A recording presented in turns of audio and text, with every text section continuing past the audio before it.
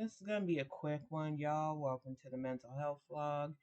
I'm not gonna lie, it's been a pretty decent day. We got our new fridge. I'm just waiting for Axiom Wolf slash Greg to get home. I just wanted to let everybody know that it has been kind of a crazy week, and I'm gonna talk about it more during the Bonnet Chronicles later on tonight.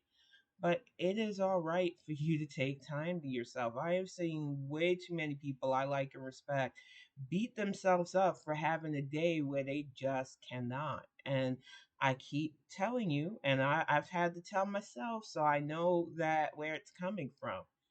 Your body and your mind set limits for a reason. If you are tired, listen to it.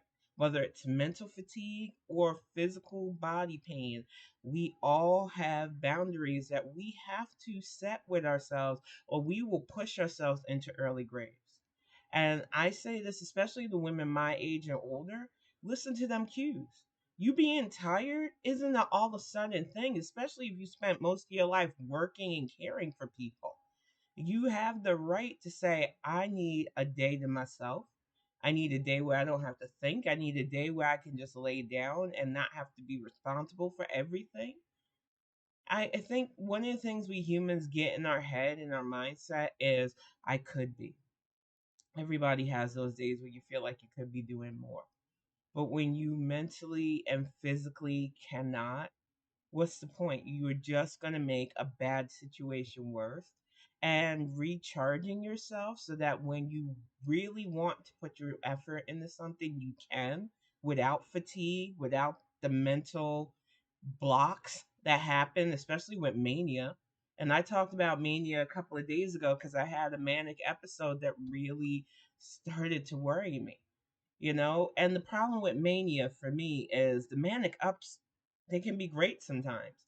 You get your mind going, you feel like there's a bunch of stuff that you can take on, you feel like you can solve everything, but in reality you're overthinking a bunch of things. Your mind doesn't know when to hush, and then you crash because that low hits, and everything just feels pointless and painful. And it is a really hellscape mindset to have. And so many of us who struggle with bipolar, especially bipolar mania, understand this. A friend of mine on Twitter thanked me because they've had to deal with the bipolar, and then they had a former habit enhance that. And I can't speak all the way to that. You know, I know that certain people have triggered mania with drugs and alcohol and the like, and it's not to knock use because I understand needing to escape.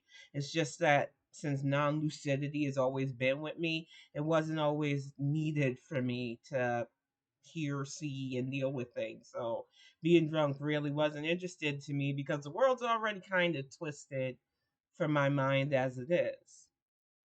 But I do know, especially now that I'm older and I've been doing my part to try to stay as mentally balanced as I can, that it can be triggered. It can be triggered by stress. It can be triggered by any kind of drugs or alcohol. It could be triggered by trauma.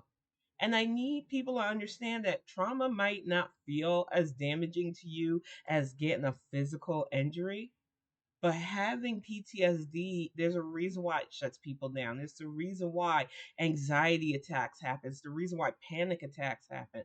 Your mind is one of your oldest, biggest, most important muscles. So when you're dealing with a traumatic issue, when you have to deal with a traumatic response, of course you're going to feel recoil. Of course you're going to feel an initial sense of dread and fear and lack of energy. That is your body's way of protecting itself. So I just want anybody who tunes into these to understand that I don't care if you feel like people will judge you for taking the day to yourself. I don't care if you judge yourself. Still rest and recoup. It is so vital and so important. And so many of us, we push it to the side far too much. And then we wonder what happens when we slam. We wonder what happens when we get to the point where we can't control ourselves anymore because we are so worn out and it feels like we're handling everything alone. And that's another thing. If you have a partner and they are a true partner to you, you should never feel alone in this. I know it's hard because I even know, even with the best partner, I honestly feel like Greg is the best partner I've ever been with in my entire life. There are times where, on a mental level, I do feel like I don't have anybody else that understands, who can even remotely be on that same level of the way I think at times. But he never makes me feel out of place. He's never made me feel like, oh, I can't get with you, Tan. You think too weird. And I've had other people do that. So it is vital to always keep those lines of communication open. Always talk to your partner about that stuff. Now, like I said, this isn't going to be a long one. I hopefully will do the next one a bit longer before the holidays. I will be on at about 7 p.m. EST for a live Bonnet Chronicles. I'm looking forward to that. But thought I seen the car pull up. I'm not sure. I know Greg went to go do the pickup for our grocery. I am just so excited to get Birdie, as I've named our fridge, filled up and stocked up. We did the ordering earlier this afternoon. I was gonna wait. I wasn't gonna try to get a whole bunch of groceries. Like, he kind of had the idea, and I don't blame him. Let's get it now and get everything filled up so that we don't have to leave the house this weekend. I wasn't planning on anyway, because with RSV and all the other variants out there, I'm staying the heck away from humans. Y'all all contagious to me. And with my paranoia, I'm just not trying to get something that can be prevented by staying away from people. And as a sociopath, yeah, yes, please. A reason not to have to deal with fellow human beings outside the digital world? Yeah, I can handle that. And it's sad to say that. It really is, because I know my doctor, before the world went to hell in a handbasket, was really working on me, interacting more, dealing with people more. And now, yeah, no. Unless it's a doctor's appointment or a booster, I am not going to be face to face with people unless I absolutely have to. Kiddo had a college thing last year. Not even last year, earlier this month. Earlier this year, actually, we had to go to college. And we were all masked.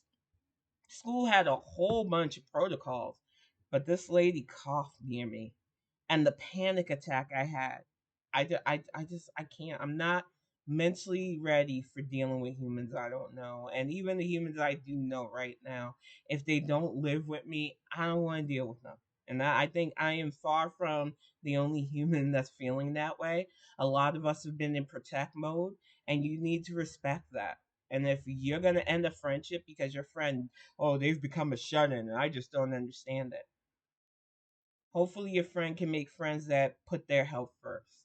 Either way, I will be back next week with a hopefully fuller mental health vlog. Like I said, I just wanted to do something because I know I've been kind of neglecting these vlogs. And, I'm not a family channel, so I just get in front of the camera and I talk real talk about living with us. And sometimes I feel up to it. A lot more times, especially during the season, I don't. And it was harder. I got a very slow start in even decorating and stuff this year, but things are starting to pick up, looking good for my family, and hopefully I'll be able to do more of these soon. But like I said, keeping the eye out. Hopefully, we'll be bringing in some groceries soon. Talk to you next week.